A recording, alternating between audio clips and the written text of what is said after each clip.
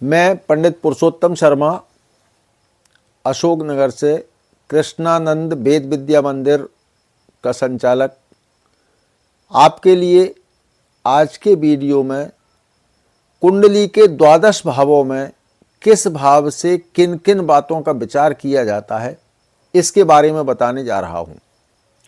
किस भाव को क्या बोलते हैं, किस भाव से किस चीज़ को देखा जाता है, इसके बारे में मैं आपको बता रहा हूँ। अभी ये बोर्ड पे कुंडली का चक्र बना हुआ है, इसमें द्वादश भावों को निर्धारित किया गया है। किस भाव से क्या विचार करते हैं, किस भाव में क्या देखा जाता है, इसको मैं बताता हूँ आपको। इसके माध्यम से हमारे दर्शक स्वयं की कुंडली को बिना किसी पंडित की सहायता के हमारे द्वारा बताए गए योगों द्वारा देख भी सकते हैं, सीख भी सकते हैं और अपने मिलने वालों की कुंडली का फलित भी वह स्वयं भी कर सकते हैं।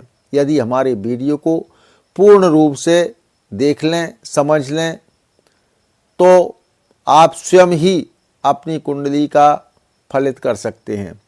अब मैं आपको पीछे जो बोर्ड पे लिखा रखा है, इसमें प्रकाश कम होने के कारण कम दिख रहा है, इसलिए मैं पास में इस वीडियो को करके आपको इसके प्रत्येक भाव के बारे में, प्रत्येक ग्रह के बारे में मैं बताता हूँ।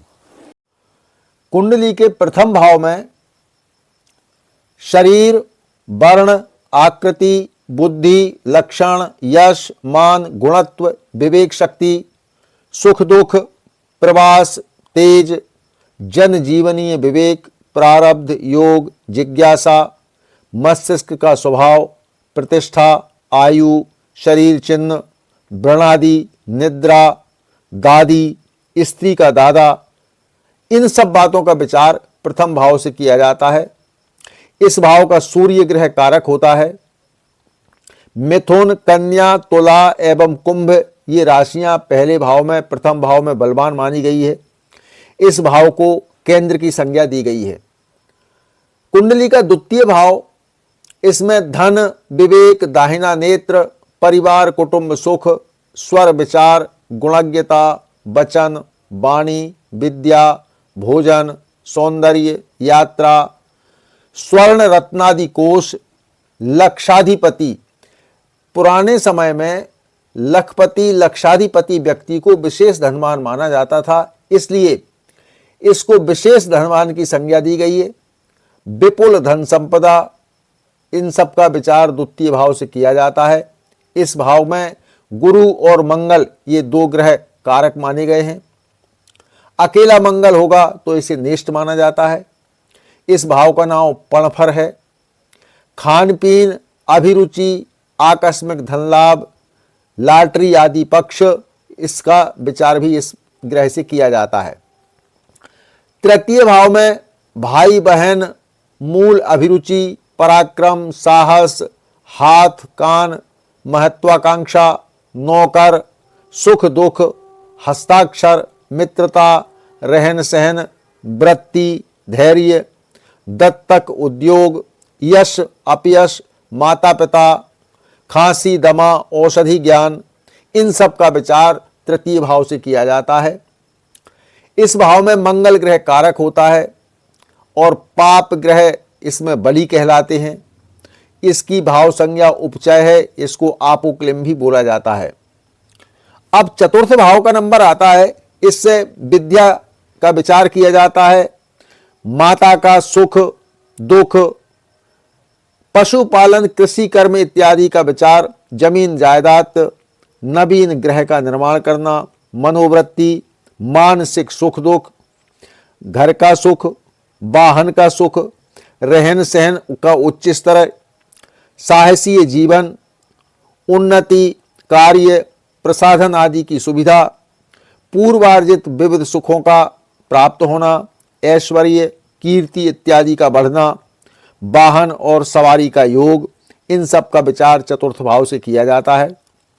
इन भावों में जो जो ग्रह कारक होते हैं और हमारा जो वीडियो है योग वाला, उसके अनुसार ग्रहों का निर्माण, ग्रहों की स्थिति होना, ये सारी चीज़ों का विचार इन चतुर्थ भाव से किया जाता है। इस भाव में चंद्र और बुध दोनों मिलकर बैठ जाएं तो कारक होते हैं। अकेला बुध इसमें नेष्ट कहलाता है और भाव संज्ञा इसकी केंद्र कही गई है। इसके बाद पंचम भाव का नंबर आता है।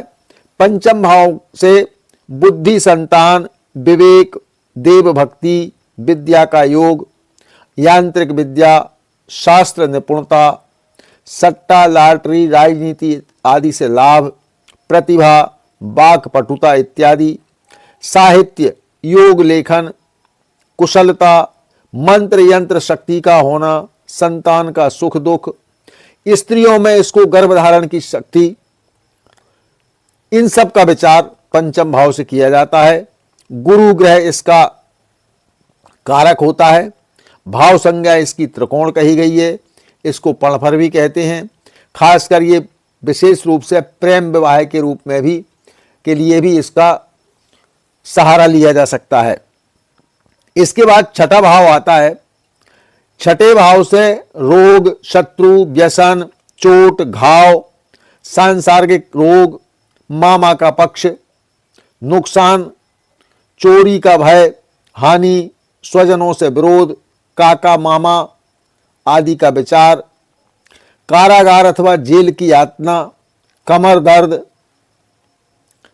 पैर, धोखा, मनहस्ताप, अवरोध और विवाद, इन सब का विचार छठे भाव से किया जाता है।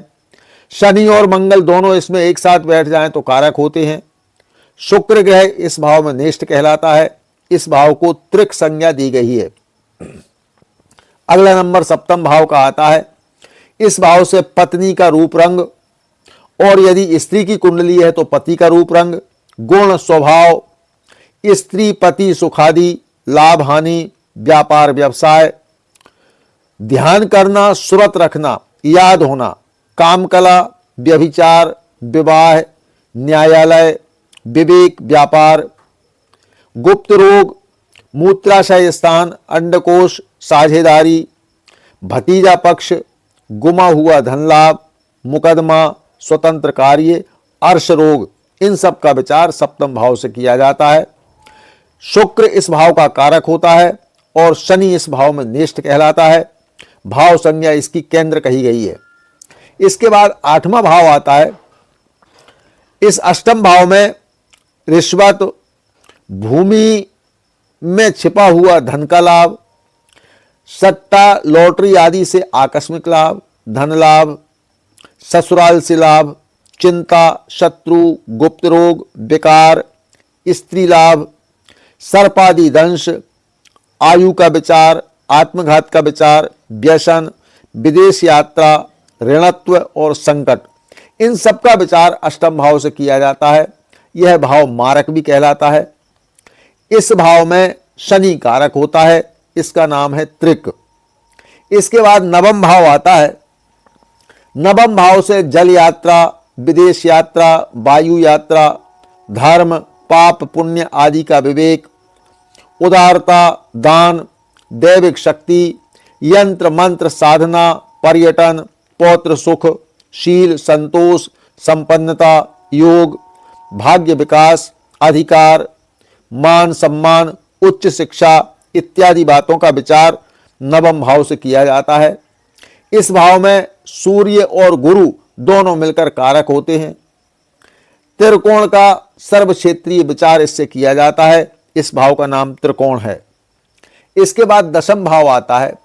दशम भाव से पिता का रूप रंग, वृत्ति और पात्रता, गुण, स्वभाव, आयु, उत्कर्ष, मान सम्मान, उच्च पद, राजयोग, सत्ता, अधिकार, नौकरी, स्वतंत्र व्यापार धंधा, पिता का सुख, कर्म सिद्धि, मान हानि, जनजीवनीय स्तर, अनुशासन, पद, लाभ, राजमान्यता, परीक्षाओं में उत्तीर्ण होना, वैभव की प्राप्ति होना, उपजीविका इत्यादि का संचालन करना, इन सब का विचार दशम भाव से किया जाता है। मंगल ग्रह इसमें योगद है। सूर्य, गुरु, बुध, शनि इसके कारक हैं। इस भाव की संज्ञा केंद्र कही गई है। इसके बाद अगला नंबर आता है एकादश भाव का। इस भाव से संपूर्ण धन का आगमन, लॉटरी, से लाभ इत्यादि का विचार किया जाता है।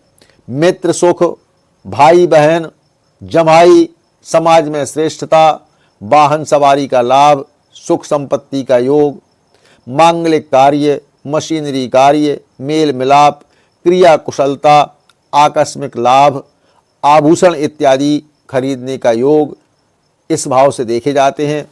गुरु इस भाव का कारक है।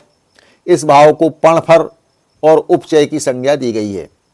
अगला भाव द्वादश भाव है।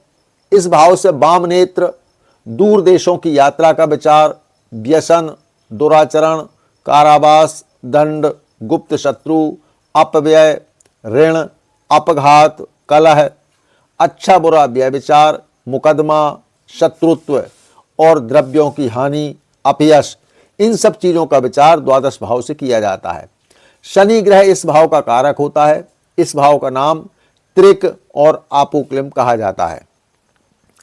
हमको उम्मीद है कि हमारे इस वीडियो से आप सब लोग देखकर समझकर अपनी कुंडली का फलित जानकर अपनी लाभ हानि से बच सकेंगे।